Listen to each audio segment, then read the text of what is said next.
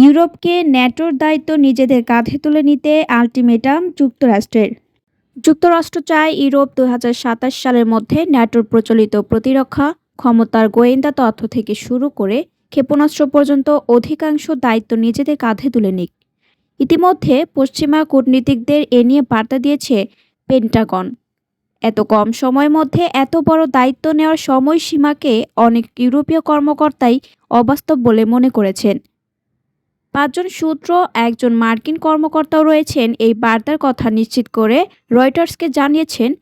ওয়াশিংটনে ন্যাটোর নীতি তদারকি পেন্টাগনের কর্মকর্তাদের সঙ্গে কয়েকটি ইউরোপীয় প্রতিনিধি দলের বৈঠকে এই বার্তা দেওয়া হয়েছে।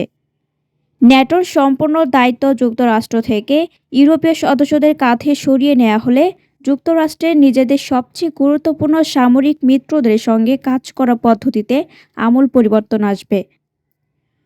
বৈঠকে পেন্টাগনের কর্মকর্তারা জানিয়েছেন, ২০২২ সালে ইউক্রেন যুদ্ধ শুরুর পর থেকে ইউরোপ যে পরিমাণ প্রতিরক্ষা ক্ষমতা বাড়িয়েছে তাতে ওয়াশিংটন এখনও সন্তুষ্ট নয়।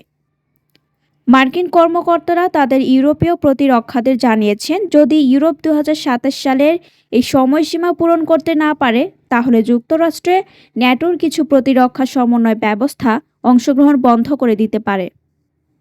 গোপন এই আলোচনার বিষয়ে কথা বলার জন্য নাম প্রকাশ অনিচ্ছুক সূত্রগুলো রয়টার্সকে তথ্য জানিয়েছে। রয়টার্স আরও বলেছে, ইউরোপে যুক্তরাষ্ট্রের সামরিক ভূমিকা নিয়ে ওয়াশিংটনের অভ্যন্তরে মতভেদ রয়েছে।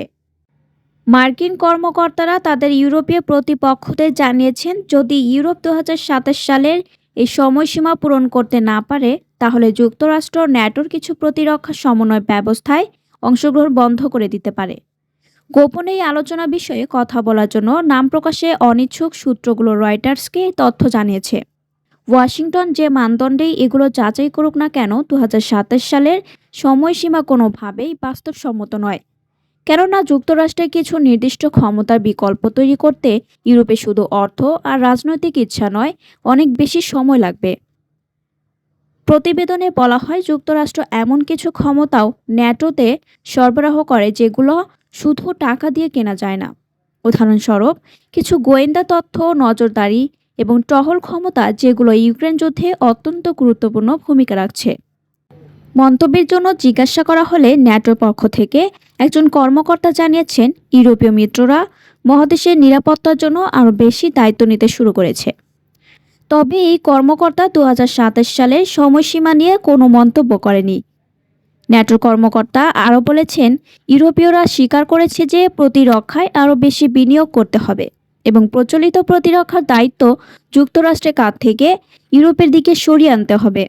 রয়টার্স জানিয়েছে, এ বিষয়ে পেন্টাগন এবং হোয়াইট হাউস মন্তব্যের অনুরোধের তাৎক্ষণিক কোনো জবাব দেয়নি। পরবর্তী সংবাদ দেখার জন্য আমন্ত্রণ এবং সাবস্ক্রাইব করে বার নিউজের পাশে থাকুন।